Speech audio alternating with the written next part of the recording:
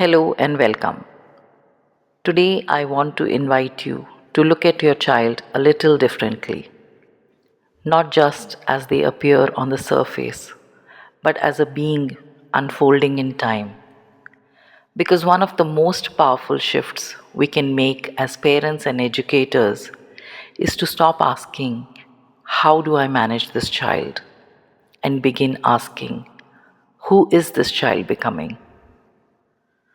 When we begin to see childhood as a journey through distinct developmental phases, everything changes from our expectations to our responses, and most importantly, our relationship with the child. Today, let's walk through these stages together. In the early years, the child is not learning the way we often imagine. They are not analyzing, not questioning, not forming moral conclusions. They are simply absorbing. The child is, in a very real sense, a whole sensory organ, not just seeing and hearing, but taking in the world through their entire being. Your tone, your gestures, your emotional state, everything enters them. And how do they respond? Through imitation. If you want to understand a young child, don't look at what they say. Look at what they do. And then gently ask yourself, where have they seen this action before? This is why moral judgments at this age can be misleading. A young child who takes something is not acting out of dishonesty, like a toy from the school when they bring back home. That's really not dishonesty. They are often reenacting what they have observed. Their action is not yet moral, it is imitative. So the real question is not how do I correct the child, but what is the child copying or who is the child imitating? Because in this phase, you are not just raising a child, you're shaping their inner world through everything who you are. Around the age of 7, something profound shifts. The child is no longer just imitating. They begin to look outward with a new kind of awareness. And now, more than anything else, they seek guidance through relationship. This is the age of the trusted adult. The child doesn't yet evaluate truth independently.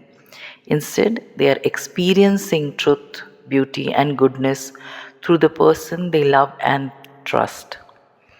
This is where many modern approaches misunderstand the child. We rush to explain, to justify, to make everything logical.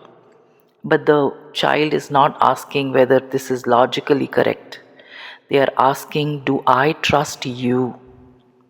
If the relationship is strong, your word carries weight, not as authority imposed, but as authority given by the child.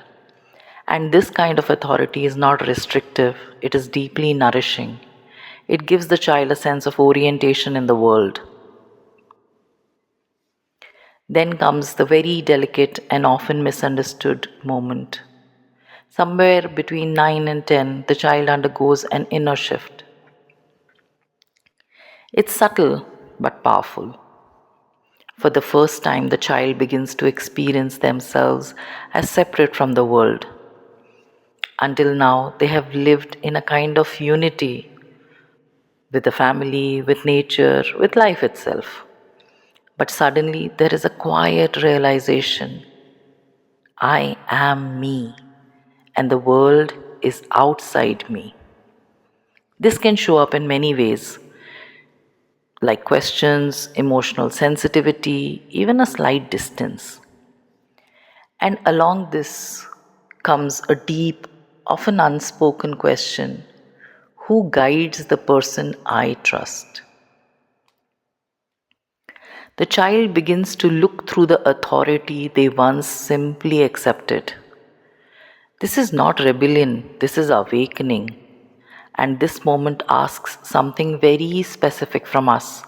Not answers, but simply presence.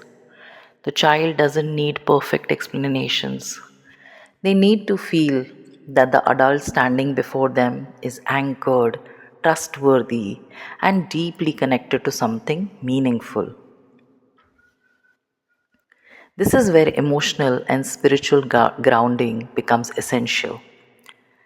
As the child approaches 12, another shift begins. Now they start to observe the world more objectively. They notice patterns, causes, consequences. Their thinking becomes more structured, and with this comes a new kind of tension. They begin to see the world of nature through facts, processes, and systems. At the same time, they carry within them a sense of meaning of something deeper. And these two don't always seem to align. This is where we must be very thoughtful. If we push only logic, we risk disconnecting them from meaning. If we avoid reality, we weaken their thinking. So, the task here is not to choose one over the other, but to gently bridge both. We introduce cause and effect. We explore the natural world, but we do so in a way that still leaves space for wonder, for reverence, for deeper questions. When you step back and look at this journey, a pattern begins to emerge.